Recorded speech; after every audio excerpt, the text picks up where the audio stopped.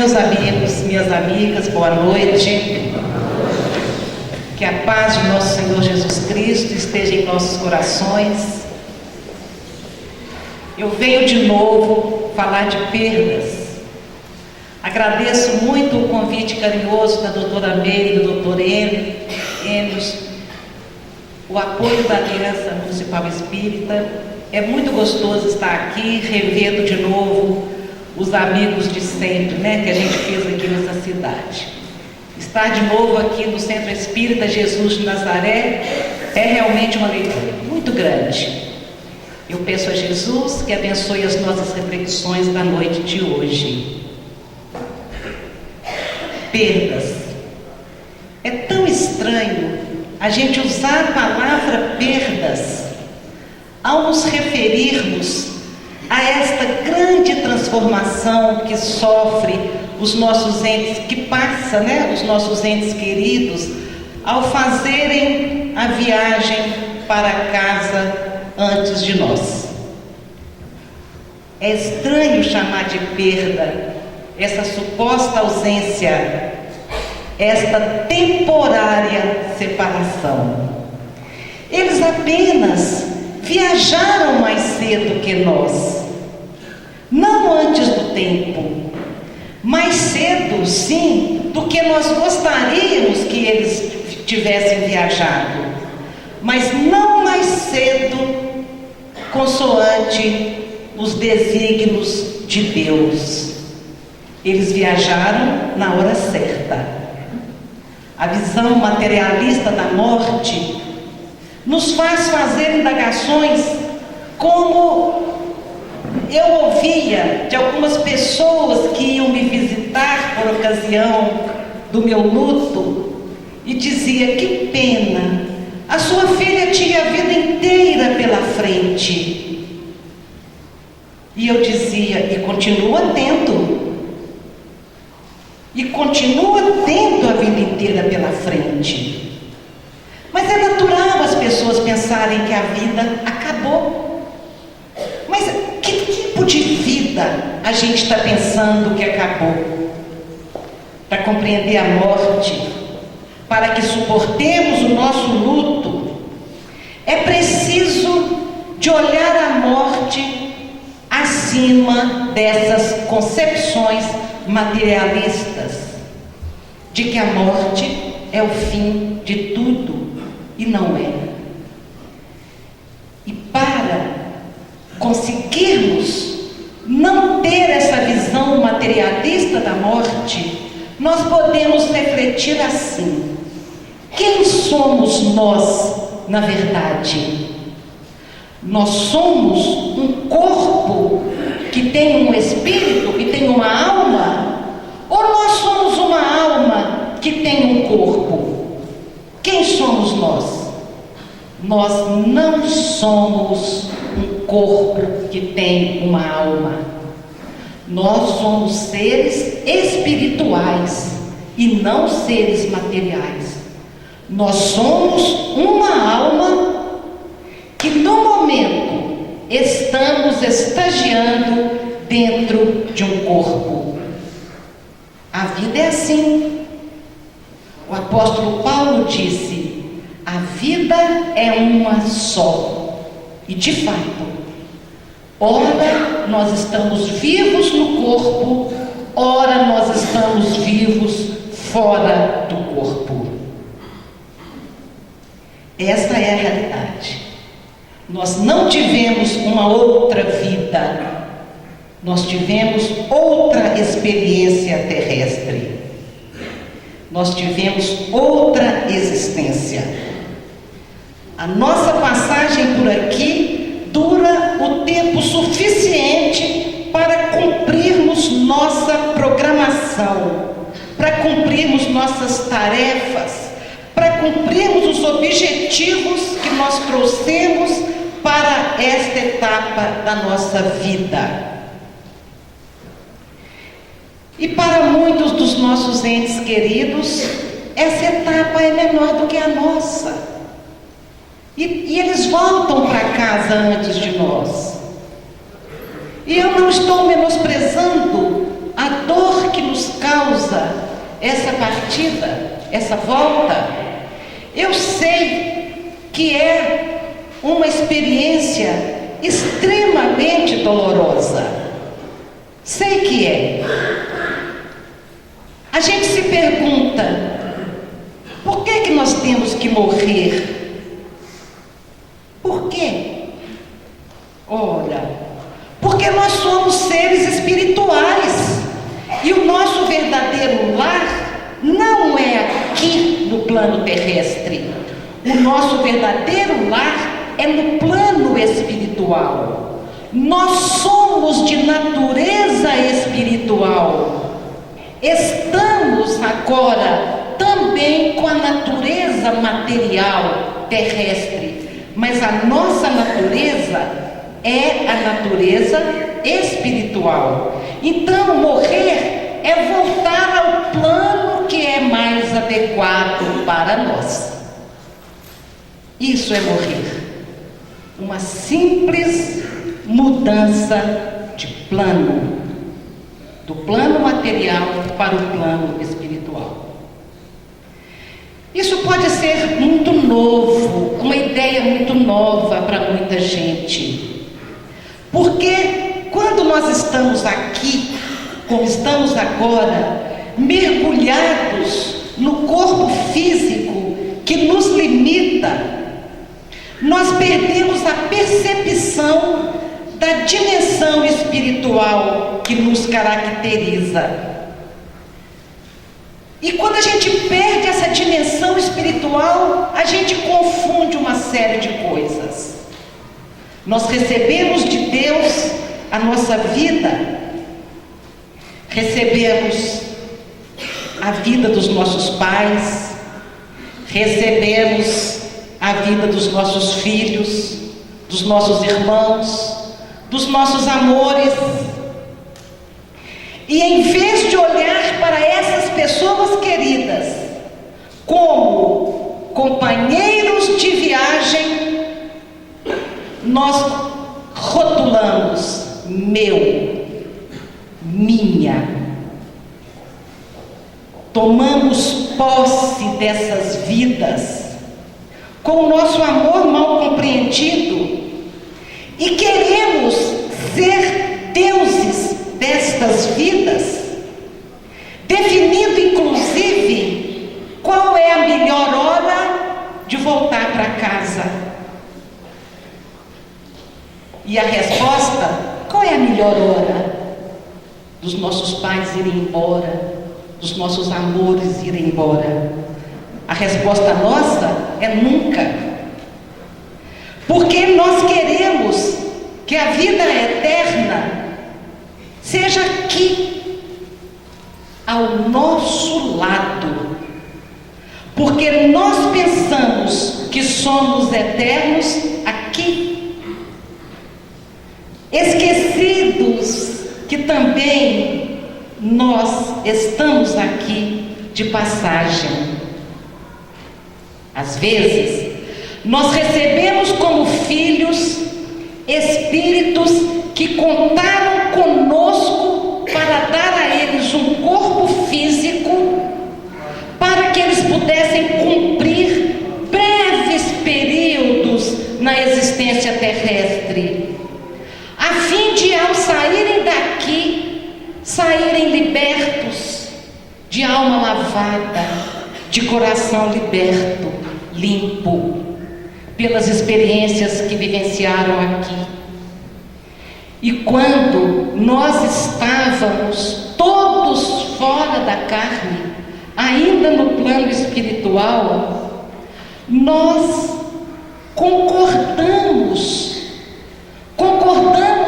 com esses espíritos. Sim, eu recebo você, mesmo que seja para ficar pouco tempo, mesmo que eu vá sofrer com a sua partida, eu concordo em ajudar você, eu concordo em receber você, eu concordo em te dar um corpo onde você vai deixar as mazelas, os estragos, os remorsos que você traz em sua alma endividada.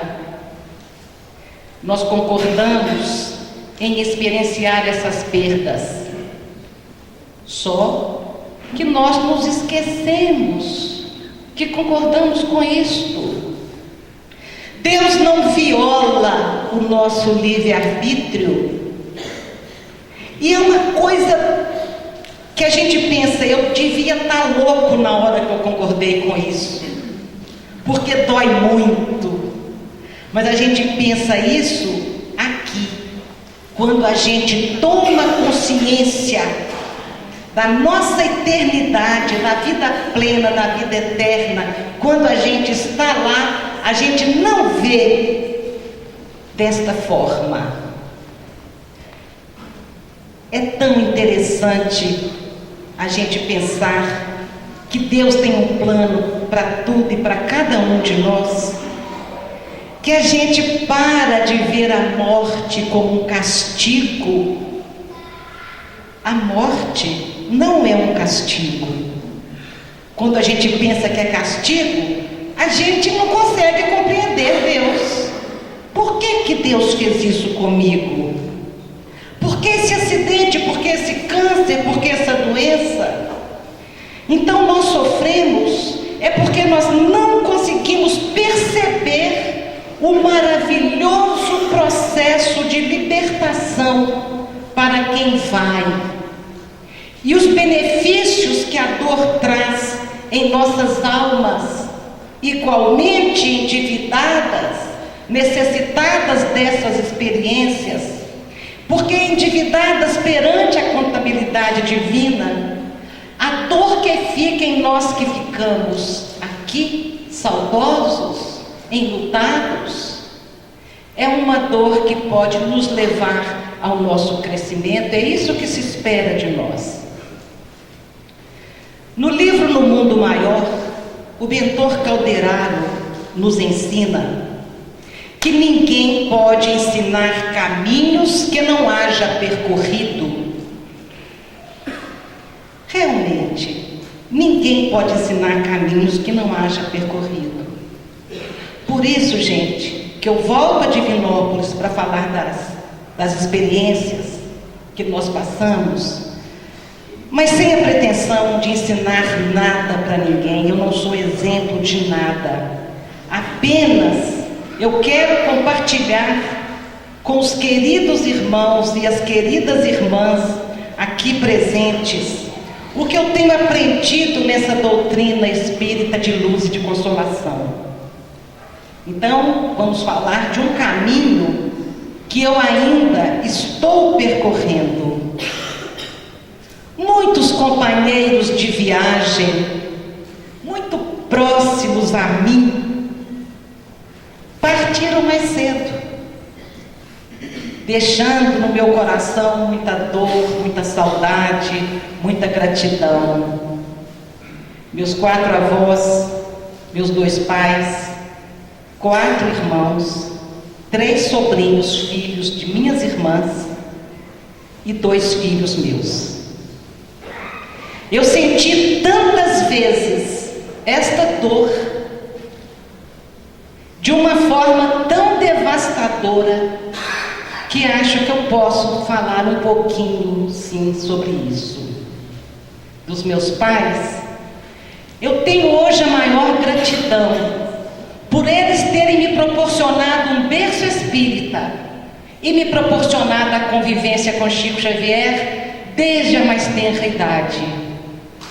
Tantos exemplos de superação eles me deram. Aos 21 anos de idade, um caminhão atropela a minha irmãzinha caçula de 9 anos, num domingo à tarde, em 1972. E o meu pai, quando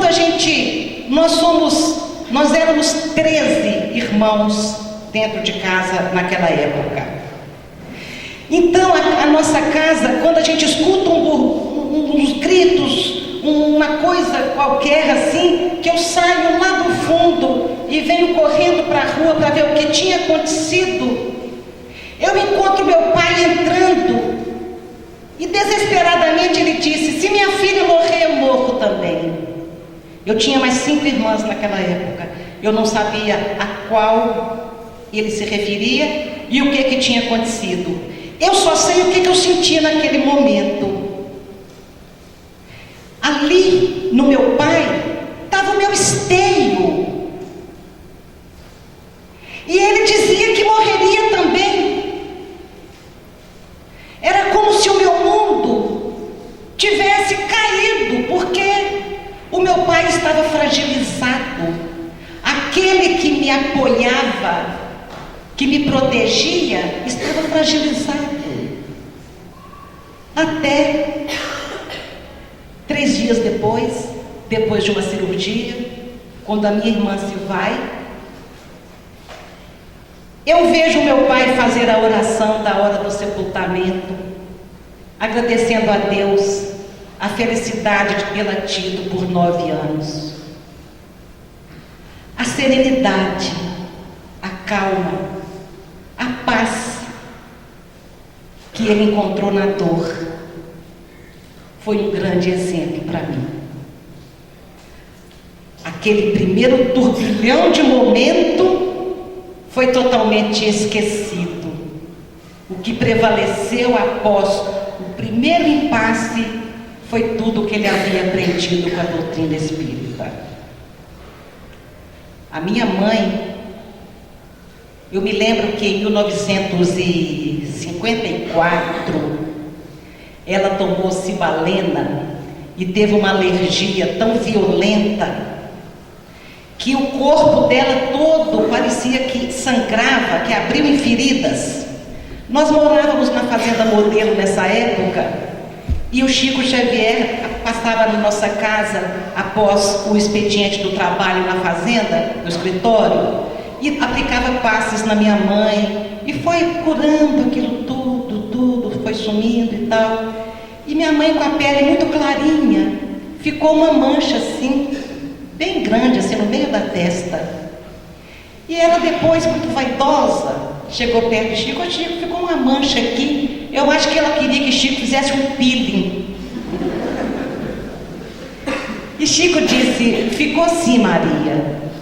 Ficou esta mancha para todas as vezes que você se olhar no espelho, você se lembrar que você trocou nesta existência uma lepra por trabalho. Num claro entendimento de que o amor cobre a multidão dos nossos pecados. A minha mãe me deu foi um exemplo tão forte de crença na imortalidade da alma, crença na continuidade da vida, certeza de reencontro. Quando meu pai se foi, 66 anos apenas, atropelado também por um caminhão. Quando meu pai se foi, a minha mãe lembrava de uma moça muito bonita chamada Josefa, que dançava com meu pai nos bailes quando eles eram solteiros. E a Josefa tinha desencarnado muito jovem, muito bonita. Quando meu pai se foi, daí uns 2 meses, minha mãe estava sentada assim na copa lá de casa e falou assim: aposto que Lico está com Josefa. E o ciúme dessa Josefa, ela rendeu ele alguns meses. Fomos a Uberaba, ela queria notícias do meu pai. Chegávamos lá, Chico falava assim: ó Lia, que minha mãe chamava Maria, ou então Lia, né? Maria Luísa.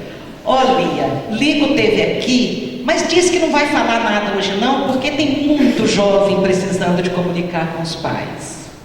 Nós íamos para Pedro Leopoldo de novo, 540 quilômetros para trás. Está aí uns 4 meses, minha mãe, vamos a Uberaba. Chegava lá: ó Lia, Lico esteve aqui, falou que está tudo bem, mas que não vai dar mensagem não ia dar não, porque tinha muita gente na fila. E minha mãe voltava para casa injuriada. E eu acho que ela orava, dizendo assim: Lico, por que tanto silêncio? E aí, finalmente, 2 anos depois, minha mãe vai lá, e meu pai vem e começa uma mensagem linda. Mas começa assim: Lia, pra que tanto barulho? Tipo assim, só morrer. Pra que essa insistência, não é? E nesta carta ele pede a minha mãe de novo em casamento, para ela ficar tranquila e não mais render o ciúme com a Josefa. No finalzinho da vida física dela, ela se foi em junho do ano passado, aos 92 anos. Ela ia gravar um documentário sobre as materializações lá do Luiz Gonzaga e outros assuntos. E eu estava fazendo uma maquiagemzinha nela, aquela pelezinha muito pálida. Eu estava fazendo um blastezinho nela e ela disse assim: aqui, eu já estou um caco, Ligo já remoçou. Vai ser a coisa mais esquisita quando eu chegar do lado de lá. Então, tudo isso mostrava para mim a certeza do reencontro, a certeza da individualidade que o meu pai havia mantido, que ela manteria, e muitos ensinamentos aí. Em 1983, o meu terceiro filho sofre então uma queda da garupa da bicicleta da babá.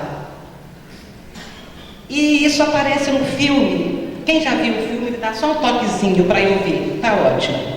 Vocês lembram aquela cena que o Chico pergunta sobre a babá? Eu vou falar disso porque todo mundo já me pergunta: aquilo é real? Aconteceu mesmo daquele jeito? Então a história foi a seguinte: o meu filhinho andava numa bicicleta pequena, apropriada para ele. Ele era transportado numa bicicleta pequena, uma manareta, e a manareta estava com o pneu vazio e a babazinha pôs o menino na garupa de uma bicicleta grande. Quando parou para comprar um pirulito, um picolé, não sei, que ele vai subir na bicicleta de novo, bicicleta parada, ele vai subir na garupa e ele passa direto e cai do outro lado. Dá 2 pontinhos aqui, numa sexta-feira de manhã. 3 dias depois, ele tem uma convulsão às 7h30 da manhã, antes de 10 horas ele já havia partido. Quando eu cheguei em casa, a moça vem: você pode me prender se você quiser, eu matei seu filho. Eu falei: não, você não matou meu filho, não vamos falar disso. O corpinho sendo velado, meus outros filhos nos vizinhos. Vai, Sãozinha, brincar com as crianças. Ah, mas eu preciso saber antes, depois a gente conversa. E ela volta à carga: eu sou responsável pela morte do seu filho? Não, não é. Você me perdoa por eu ter matado seu filho? Não há o que perdoar. Você não é responsável pela morte, você é responsável pela queda. Mas ele poderia não ter morrido de uma quedinha tão boba, 2 pontinhos. Então você não é responsável pela morte. Cheguei em Uberaba, 4 meses após isso. O Chico fala comigo: você perdoou a babá, né, minha filha? Eu falei: perdoei. Não era perdoar, porque eu não tinha sentido necessidade de perdoar. Eu não achava ela culpada. Mas eu disse: simplesmente perdoei. Você acha que você fez muito por ter perdoado? Você deveria tê-la agradecido que foi dos braços dela que ele caiu e não dos seus. Nem você nem seu marido suportariam o remorso. Ele voltaria para casa com queda ou sem queda.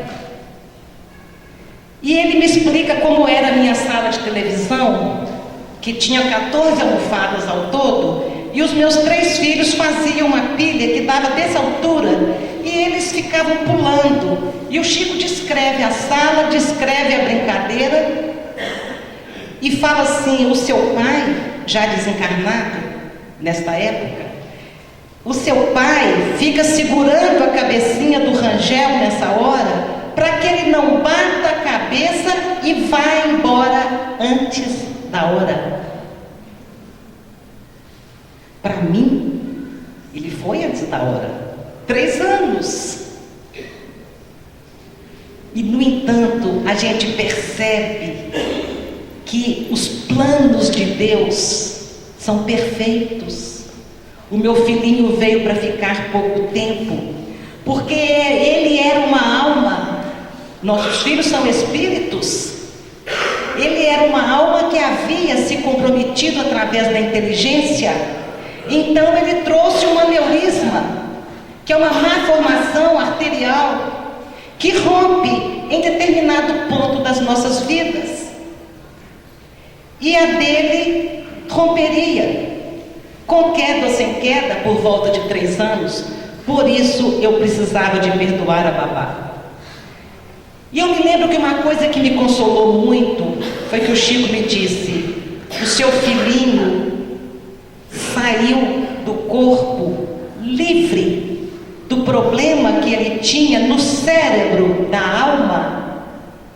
E hoje ele é um espírito muito agradecido a você, que aceitou passar por isso junto com ele.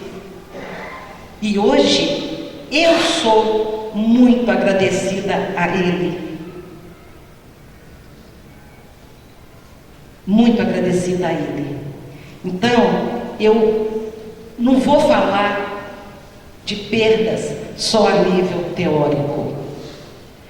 Eu quero contar essas coisas, porque se nós conseguirmos tocar um coração aqui presente, enlutado, com a certeza de que está tudo certo, de que não existe acaso, não existe descuido, não existe erro, para que a gente não se apegue à culpa, porque nós agregamos emoções perturbadoras no nosso processo de luto, porque a gente sempre se julga culpado. Se eu tivesse feito assim, ou se eu tivesse feito assado, eu teria evitado. Não sejamos tão prepotentes, achando que que estava em nossas mãos evitar um desfecho que a gente julga trágico. É prepotência. Tudo sempre esteve, está e sempre estará nas mãos de Deus. Uma amiga me procurou, ela estava arrasada. Ela falou: sério, eu sinto falta do meu pai, mas a culpa é minha. Por quê? Porque o meu pai ouvia mais a mim do que aos meus irmãos e do que a minha mãe. E o médico disse a ele que se ele não operasse a próstata, que ele teria pouquíssimo tempo de vida. E ele não queria operar, que ele estava com medo. E a minha mãe e os meus irmãos me pediram que convencesse ao meu pai a operar. E eu convenci. Se eu não tivesse convencido meu pai de operar, ele não teria morrido, porque ele teve uma infecção hospitalar durante a cirurgia e se foi. Então eu fiquei pensando e disse a ela: se você não tivesse convencido seu pai a operar, ele teria partido na mesma época, porque já tinha chegado o tempo dele. E você estaria, se você não tivesse convencido a ele, você estaria agora se culpando. Por que eu não convenci meu pai a se operar? Ele estaria aqui até hoje. Então a gente sempre arruma um jeito de se culpar, mas não está em nossas mãos, nem nas mãos da medicina. Deus não permite que a medicina salve quem está na hora de partir, e Deus não permite que eles matem quem está para ficar. Tudo está na mão de Deus. E a gente fica pensando: como é que esse pessoal opta por vir encarnar e ficar tão pouco tempo aqui nessa vida? Como se essa vida aqui fosse a melhor coisa do mundo. Na verdade, os nossos filhos são inteligências amadurecidas, em corpos jovens. Às vezes espíritos mais velhos do que nós, mais maduros que nós, mais conhecedores que nós das leis que regem as nossas vidas, e que em função de débitos contraídos, de remorsos que eles trazem, martirizando a própria alma, eles pedem esses curtos mergulhos na carne, com esses desfechos tão dolorosos para todos nós, mas que mesmo assim é um processo redentor, é um processo de libertação. Sempre. Eu pedi ao Chico para me ajudar, o que eu falava para as mães que me procuravam, porque elas queriam entender de onde vinha a resignação que o Espiritismo me dava.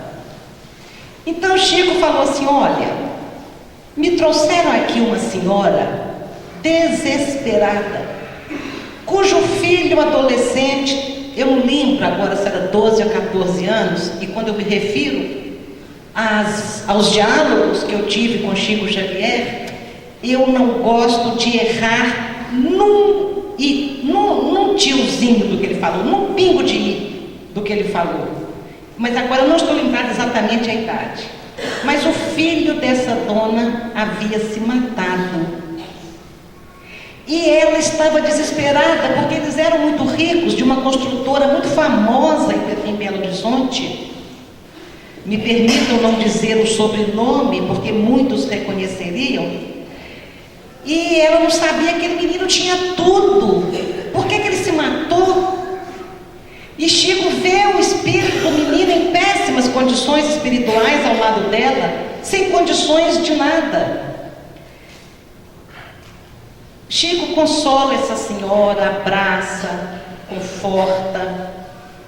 E quando ela sai, ele continua o caso e depois ele me explica que o menino havia se matado porque quando ele saía do corpo físico durante a noite, e nós todos saímos do corpo físico durante a noite, e nessa hora, longe um pouco do cérebro físico que limita as nossas percepções, a gente é capaz de compreender muito mais coisa do que quando dentro do corpo físico. E ele compreendia que ele trouxe a missão de dar um bom direcionamento àquele dinheiro enorme que a família tinha. E que com aquela educação hedonista que ele estava recebendo, onde ele estava sendo educado para curtir todos os prazeres da vida, que ele não teria condições de realizar a tarefa para a qual ele havia renascido. Então ele prefere ir embora do que ficar aqui perdendo tempo. Por isso ele se matou. Nossa Senhora, 4 décadas, 3 décadas mais ou menos se passaram. E eu recebo lá em Pedro Leopoldo, no Centro Espírita Luiz Gonzaga, uma senhora católica que estava vivendo um drama, e alguém falou com ela: vai lá no centro, procura a Célia lá. E ela me relatou o seguinte fato. Eu já conhecia a história dela, que tinha saído no jornal da cidade. O filho de 14 anos tinha morrido atropelado quando andava de bicicleta com os amigos. A sobrinha dela foi um vidente, desses que cobram, jogam cartas, búzios. E esse vidente deu notícia do filho. Disse: ele não está bem. Ele não conformou por ter morrido. Ele está muito triste. Eu faço um parênteses. O Espiritismo é uma religião consoladora. Se a notícia não é consoladora, um médium não dá. Um médium Faz o que Chico fez. Ele não podia falar com a dona, sabe por que seu filho se matou? Por causa da educação que você estava dando para ele. Por causa do vazio que ele sentia na vida. E agora ele está aí do seu lado, em pedaços. Já pensaram? O que ele fez? Ele abraçou aquela senhora, confortou aquela senhora, exortou-a ao trabalho, para que ela fizesse um pouquinho do que ele teria feito.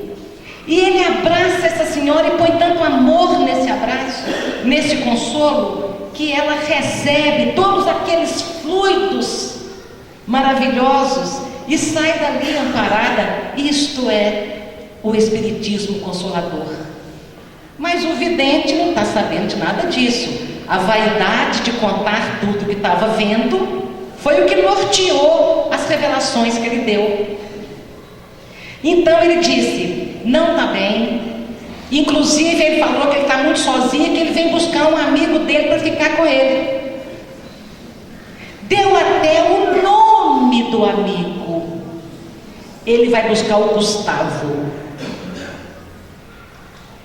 Essa senhora chegou lá no centro e me perguntou: meu filho virou um encosto? É isso que meu filho é? Um encosto? Claro que a gente conversou e tentou neutralizar.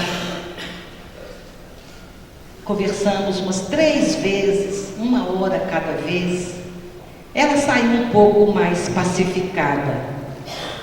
Durante esse processo eu me lembrei do fato ocorrido em Uberaba nos anos 80, quando o Chico me contou do jovem que havia saído da vida pelo suicídio. Gente, o sobrenome era o mesmo. Talvez fosse o mesmo espírito saindo da vida agora, sem querer, para aprender a valorizar a vida.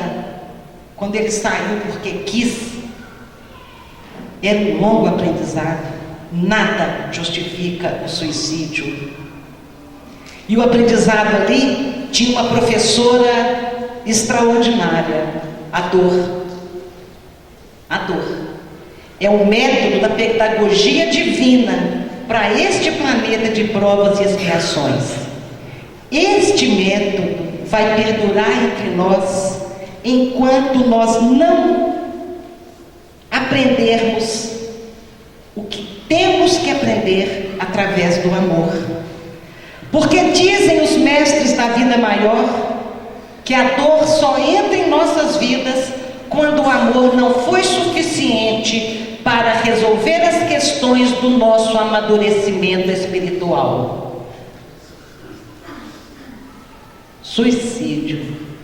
O suicídio é o filho direto do materialismo, daqueles que desconhecem que matam o corpo, mas não matam o problema. O problema, ao contrário, ele se agrava, porque ele determina colheitas dolorosas, como a da minha filhinha, que aos 27 anos, agora em 2006, uma picadinha do mosquito fez desencadear no corpo dela um veneno que ela havia ingerido há 2 séculos atrás, como suicida que foi. A dengue foi apenas um meio.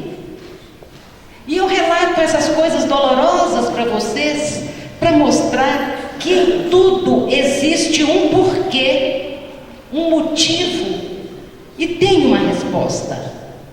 Fui privilegiada de ter as minhas respostas agora, mas se nós não as tivéssemos, eu também estaria sabendo com certeza que um motivo teria. Eu não perguntei em nenhuma das vezes: Deus, por quê? Eu sabia que tinha um porquê. A doutrina já havia me ensinado isso, essa confiança. Então quem não tem respostas hoje, pode pode confiar em Deus, que a tudo prevê e provê, na certeza de que ninguém sofre um segundo a mais além da necessidade de aprender alguma coisa. Por isso, se a gente estiver sofrendo, a gente pode perguntar: o que essa dor veio me ensinar?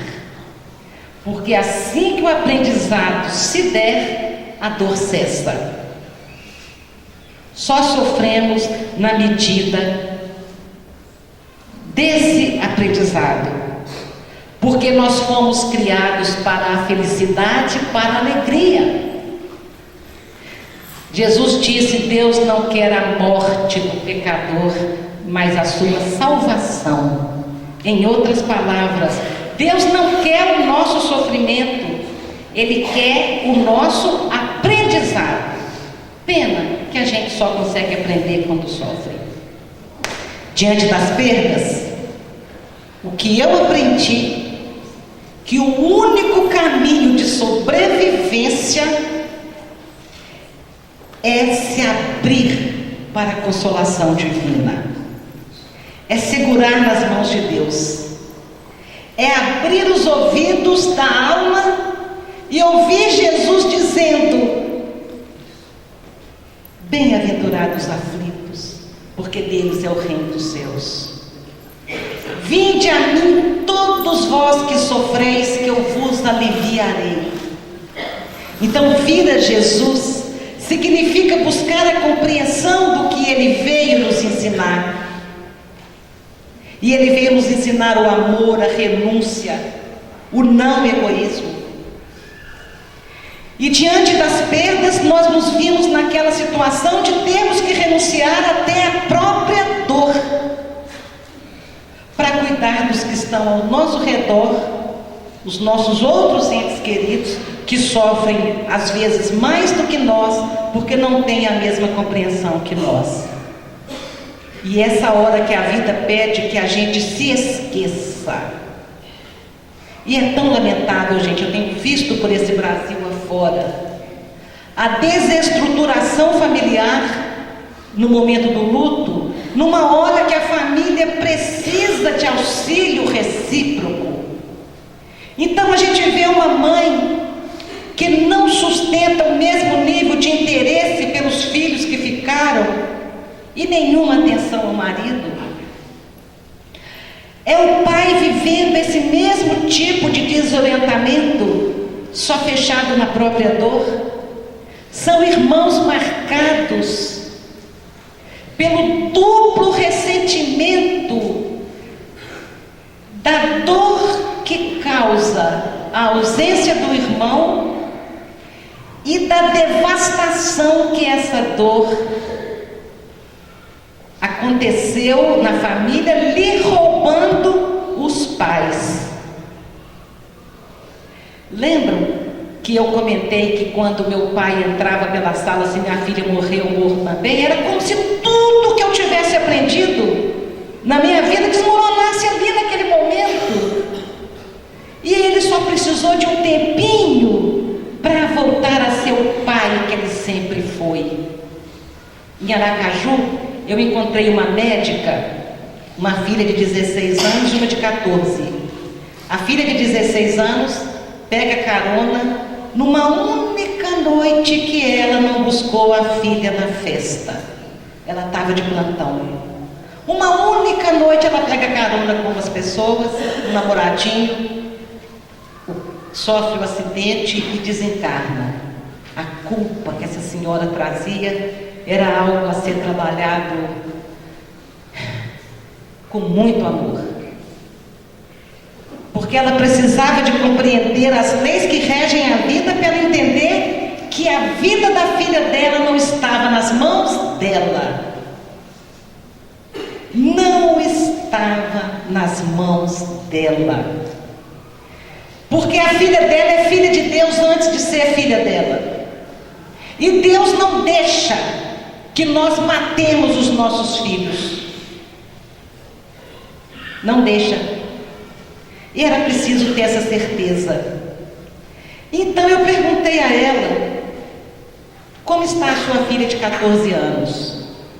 Ela disse: revoltada, arredia, briga comigo dia e noite. A menina se transformou. Claro, ela estava dividida entre a saudade da irmã e a devastação que aquela ausência causou na mãe. E ela estava ali. Ela estava ali.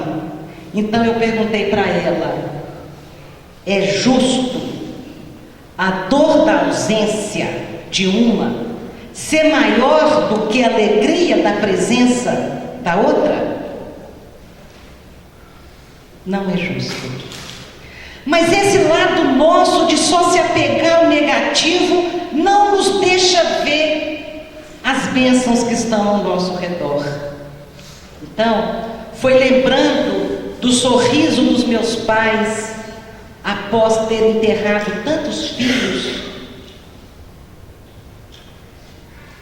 é que eu pensei que o meu filho que ficou merecia o meu sorriso no dia do meu aniversário, no dia das mães, no Natal. E foi sorrindo para ele que eu consegui voltar a sorrir para a vida.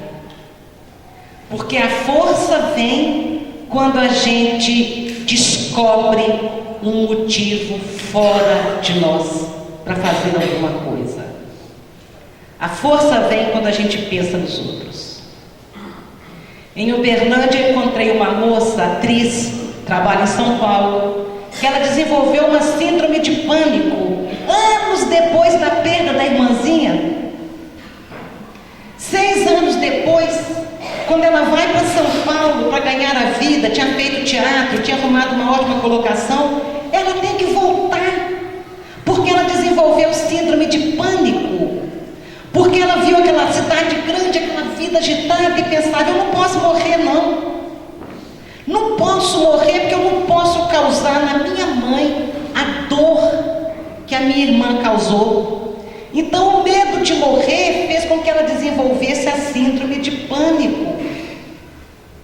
Então, gente, eu estou falando isso para a gente olhar os outros familiares. Esses sim são da nossa responsabilidade. E é olhando para eles que nós vamos esquecer a nossa própria dor. Um jovem muito conflituado, autoestima lá embaixo, me disse: entre o meu pai e eu sempre existiu um fantasma do meu irmão. Quer dizer, um pai que sucumbiu com a dor e não conseguiu mais amar o filho que tinha ficado ao lado dele. Então é preciso buscar Jesus para a gente aprender a perder, porque a perda é inexorável, não tem como voltar atrás. E nossas atitudes têm que ser para causar o menos estrago possível no resto da família. Deixar a dor passar. A minha irmã é uma daquelas mães que, quando o filho, aos 20 anos, foi operar as cordas vocais, se tiver algum otorrino aqui, sabe que é uma cirurgia simples, com analgesia local quase, só uma analgesiazinha, anestesia local. O meu sobrinho estava em jejum e a minha irmã estava pálida. Eu estava no hospital com ela e disse: vamos lá na cantina tomar um café? Eu não posso. Mas por que não? Você acha que eu dou conta de comer alguma coisa com meu filho em jejum? Leva, daqui a pouquinho ele vai comer também. Então ela era desse tipo de mãe. E foi ela que enterrou um filho de 30 anos, há uns 3 anos mais ou menos. E ela, minha família é muito grande, está sempre se reunindo, e no meio do ambiente festivo, eu vejo quando ela interrompe uma risada, interrompe um sorriso, e cai aquela máscara de dor no rosto dela de novo. E eu sei exatamente o que é que passa no coração dela naquele momento. Era como se ela se dissesse: como que você tem coragem de sorrir se você enterrou um filho? Então, a gente se pega às vezes nesse conflito. Nossa, será que eu estou esquecendo Será que o meu filho está aqui do meu lado e está percebendo que eu não pensei nele hoje? Será, até a gente ter aquela compreensão, que o que nos une aos nossos entes queridos que partiram não é a dor, é o amor. E esse não vai acabar nunca. Esse não vai acabar nunca. Nós estaremos ligados para tudo sempre, mas através do amor. Então aquela mãe, aquele parente que pensa demais no filho, na filha, no pai, na mãe, no amor, no quem quer que seja, é como alguém que telefonasse para o ente querido toda hora e perguntasse: você está bem? Você está no serviço aí agora, né? Estou aqui no serviço. Você está bem? Eu só telefonei, não quero incomodar, só para ver se você está bem. E daí meia hora você telefona de novo. Você está onde? Estou na escola. Não posso falar agora. Não, mas você está bem? Só telefonei para isso. Então é mais ou menos aquela mãe que telefona 50 vezes por dia. As nossas lágrimas, o nosso desespero, as nossas lágrimas desesperadas. E não as lágrimas normais, daquela saudade que é quase um tributo que se presta ao ente querido que partiu, dizendo a eles: olha, veja nessas lágrimas, se você as estiver vendo, apenas o tributo que eu faço à pessoa que você foi na minha vida, e não a dor desesperada. Então, as nossas lágrimas desesperadas, a nossa revolta, a nossa incompreensão da vida, é como se a gente estivesse incomodando os nossos filhos toda hora. E caso sintamos a presença deles ao nosso lado, e isso é normal, é real, estou respondendo a pergunta que me mandaram antes, é normal, é real, mas nós temos que ter coragem, nós temos que ter a coragem de dizer: filhinho, aqui não dá mais para você ficar. Esse plano de vida vai lhe prejudicar depois, daqui a algum tempo. O seu corpo perispiritual, o corpo da alma, não foi feito para viver neste plano. Vá, meu filho, vá para o mundo melhor que te aguarda. Então é nessa hora que a gente tem que soltar. Porque o verdadeiro amor é o que solta e não o que prende. Eu aprendi muito com Chico Xavier. Eu ficava horrorizada de ver a fidelidade dele a tudo que ele escreveu. Todas as vezes que um coração enlutado chegava perto do Chico, ele dizia: vamos trabalhar, gente. Vamos trabalhar, que essa é a única maneira de a dor passar. E eu ficava pensando: como que ele sabe que esta é a receita infalível? E é. Aí a gente vai lá no livro Boa Nova, de Humberto de Campos, e vemos o relato dos últimos momentos de Jesus, segundos antes da cabeça dele se tombar. Ele está vendo aos pés da cruz a sua mãe Maria e João, o discípulo amado. E Jesus olha para ela e fala: mulher, eis aí o teu filho. Depois ela olha para João, ele olha para João e diz: eis aí a tua mãe. E dessa hora em diante, o discípulo a tomou para casa. Humberto de Campos diz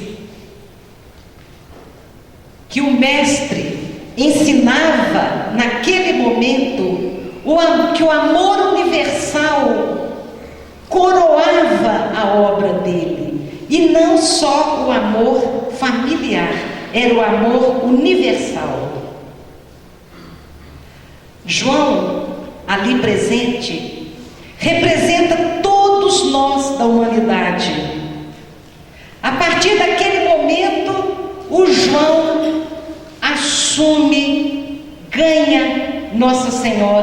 como mãe. E representando todos nós, a partir daquele momento, Nossa Senhora virava a nossa mãe espiritual, a nossa referência de consolo nos momentos de sofrimento. Ela e João, o que eles fazem com aquela dor que eles sentiam por perder o mestre amado, por perderem o filho amado? Eles fundam um refúgio que abrigava todos os desamparados, que ensinavam as verdades eternas do reino, iniciando ali uma nova era de amor. Quando Jesus disse a Maria: eis aí o teu filho, e essa parte é a minha homenagem aos doutores Meire e Euênios. Quando Jesus fala para Maria: eis aí o teu filho, ele nos mostra o verdadeiro sentido da maternidade, porque ele conferia a ela naquela hora o papel de mãe de João, uma adoção, nos ensinando e ensinando para as gerações futuras que o papel de mãe vai muito além de gestar e dar à luz, muito além. E Jesus ensinava que a verdadeira maternidade vai muito além do amor que nós acolhemos o filho que chega. Isso é muito fácil. Ele está também quando a gente entrega esse filho de volta. E Humberto de Campos garante que um dia as claridades do reino do Evangelho revelariam aos homens a necessidade de vencermos todo o egoísmo. E garante, de cada coração deveria existir, com as qualidades do reino, a mais abundante cota de amor, não só para o estreito círculo familiar, mas para todos os necessitados do mundo. Então, naquele momento, era como se Jesus dissesse: mãe, eu estou viajando mais cedo que você, eu estou partindo antes de você, mas em vez de você se entregar à dor e ao desânimo, olha para o sofrimento deste seu discípulo aí do lado, deste meu discípulo, e acolha no seu coração. E para o discípulo ele diz: meu amigo, estenda o amor que você dedicava a mim a toda a humanidade sofredora. É sempre, sempre o trabalho redentor. Espero não ultrapassar muito tempo, porque eu trouxe um presente de Chico, eu trouxe um convite. Não sou muito boa nisso não, mas é um poema tão lindo que a Maria Dolores ditou através do Chico, que eu acho que resume bem tudo isso que a gente quis dizer aqui hoje. Se te vês nesta noite de alma desencantada e dolorida, concentrando a atenção na angústia que te invade, medita, coração, nos outros companheiros que se vão nos caminhos da vida, sob as pressões da prova e da necessidade.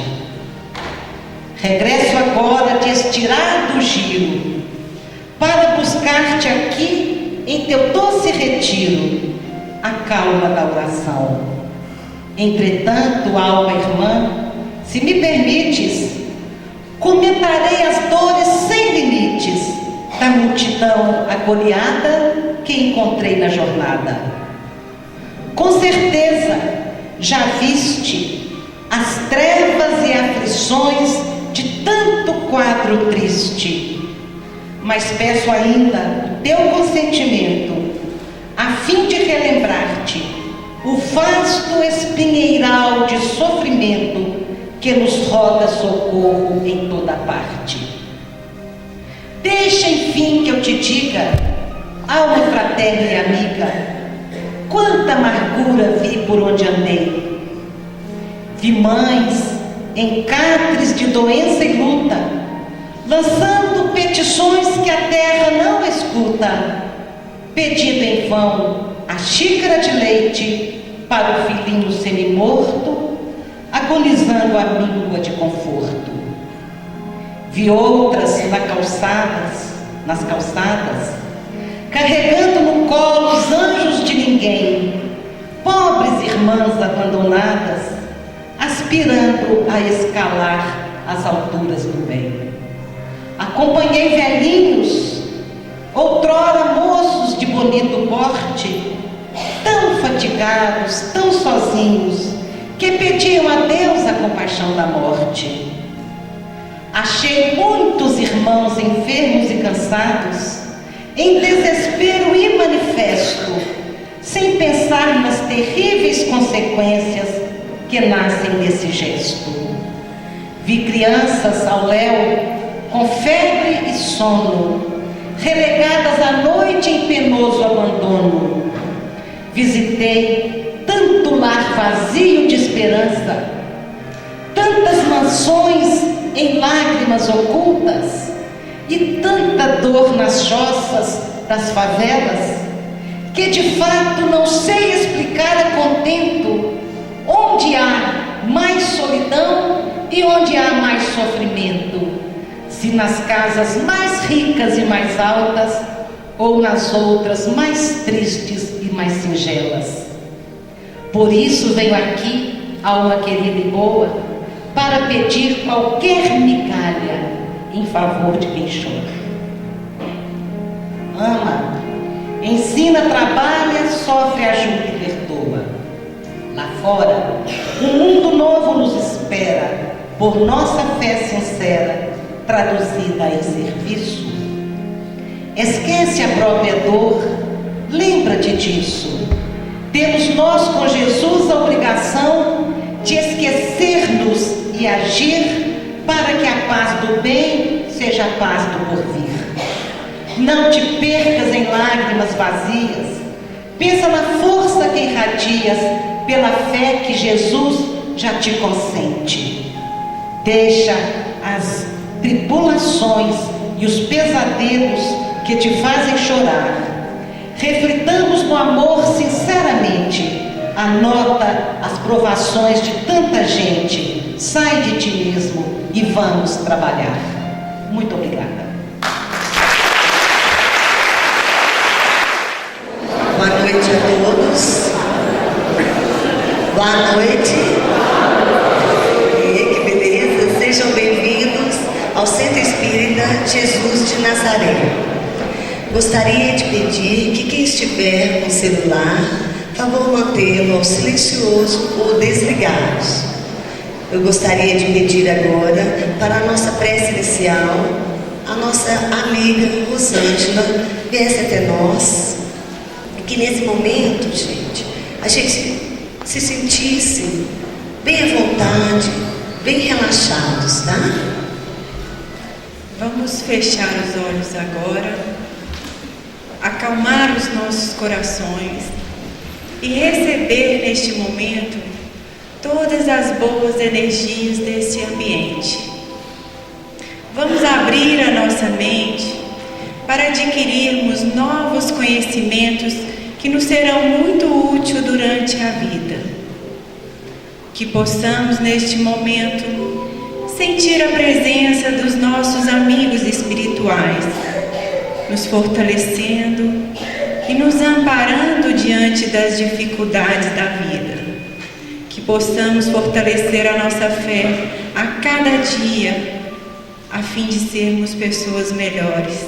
E que Jesus nos abençoe, agora e sempre, que assim seja, graças a Deus. Hoje, sentimos honrados com a presença da nossa querida palestrante, Célia Diniz, que falará sobre o tema Perda entes queridos. Seja bem-vindo, bem-vinda, a senhora Célia Diniz. E no balcão com os nossos voluntários e a lerem o nosso quadro de informações do Centro Espírita Jesus de Nazaré. Gente, eu estou muito emocionada porque a gente vivencia, né, as emoções que ela passa. E hoje, por um tempo, a nossa querida amiga Célia estará autografando o livro, este livro aqui, As Mães de Chico. E nele vocês vão encontrar relatos e pesquisas vivenciadas por Célia Diniz. Quem se interessar pode adquiri-lo de entrada. E aproveitando também, convidamos a todos a estarem presentes nos estudos da casa e os trabalhos voluntários que acontecem todos os dias aqui. E desde já a equipe da campanha do Quilo convida os voluntários que se interessarem estarem aqui no sábado, a partir das 14 horas e 30 minutos até às 16 horas. É o horário que eles fazem o trabalho. Quem se interessar, e o DIGE também, que é o Departamento de Infância e Juventude, convida todas as famílias a estarem presentes, né, nos trabalhos com a mocidade, evangelização infantil, escola de paz, que é de grande importância para nós todos do Centro Espírita Jesus de Nazaré.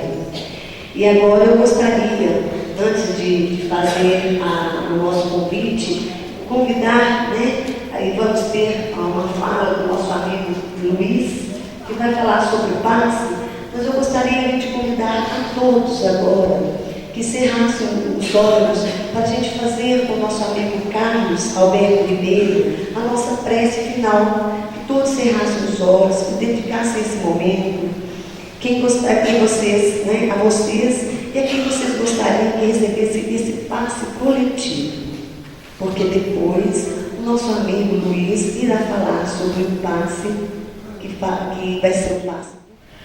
Hoje, muitos vieram até aqui em busca de consolo, em busca de auxílio, em busca de respostas para as dores, para as aflições, para os infortúnios, pelo que vazia no coração, aquela dor no peito que causa a perda de um ente querido. Nós gostaríamos de te pedir, Senhor, para os encarnados aqui presentes, para os desencarnados, que pela tua misericórdia possamos ser merecedores do teu auxílio e do teu conforto. Que cada um de nós aqui presentes hoje possamos levar para casa as tuas bênçãos, o teu amor e as tuas benesses. Senhor, rogamos a Ti por nossos entes que partiram, a esses que ainda não encontraram a paz, não encontraram o caminho, não aceitaram ainda a partida. Envie teus anjos, Senhor, não os deixe desamparados. Nós também pedimos perdão a esses que partiram, por não ter amado mais, por não ter tido a eles o quanto os amavam quando estavam no meio de nós. Mestre, nós te agradecemos por essa pessoa que veio até hoje nos trazer tantas informações, com o seu exemplo de vida, com o seu amor de libertação. Saímos daqui hoje muito gratos, Senhor. E assim seja.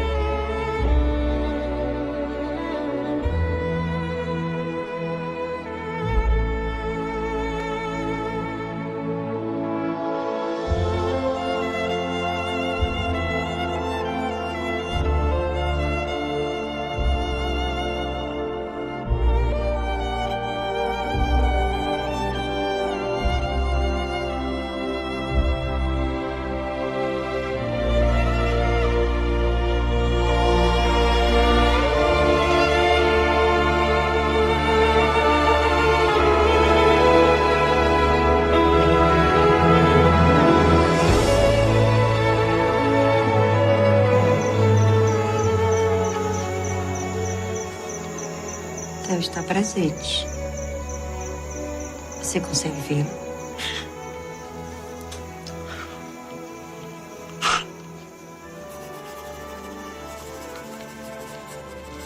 Querida mãezinha, sou eu, seu filho Theo. Estou aqui com o meu professor e é ele que me ajuda a escrever, porque ainda estou aprendendo. Estou te vendo. Sinto saudades, mas minha alegria em estar aqui é maior do que tudo. Eu já estava doente quando brincava e falava com você. Depois bati com a cabeça no chão, mas fiquei forte.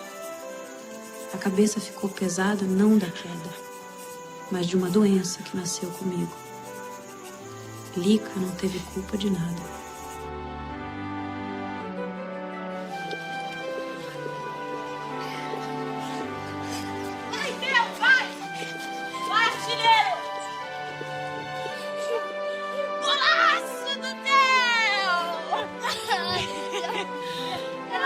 Fazer isso, Guilherme, eu sou muito ruim. Vem cá, me dá um abraço.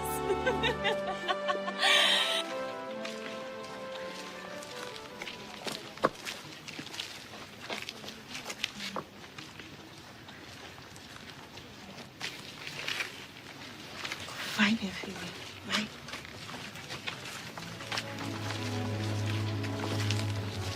Você ligou para meu pai. Ele ficou assustado e com muito medo. Depois não vi mais nada. Tudo ficou tão escuro. Depois ouvi meu pai chorando por mim.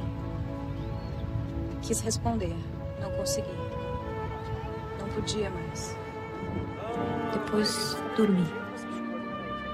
Quando acordei, estava perto da minha bisavó Lia, que me abraçou e disse que ia cuidar de mim como você fazia. Desde então, eu estou cercado de carinho, atenção. Por isso, mamãe, não chore mais por mim. Estou bem. Seja forte, ajude meu pai. Quero que ele se lembre dos nossos momentos de felicidade, como o nosso passeio na praia, quando brincamos juntos de mergulhador. Nada apaga a eternidade desses momentos felizes, papai. Um dia estaremos juntos de novo. Amo muito vocês dois. Do seu filho, Theo.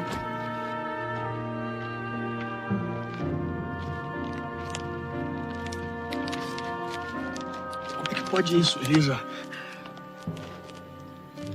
Como é que ele sabia de tudo isso?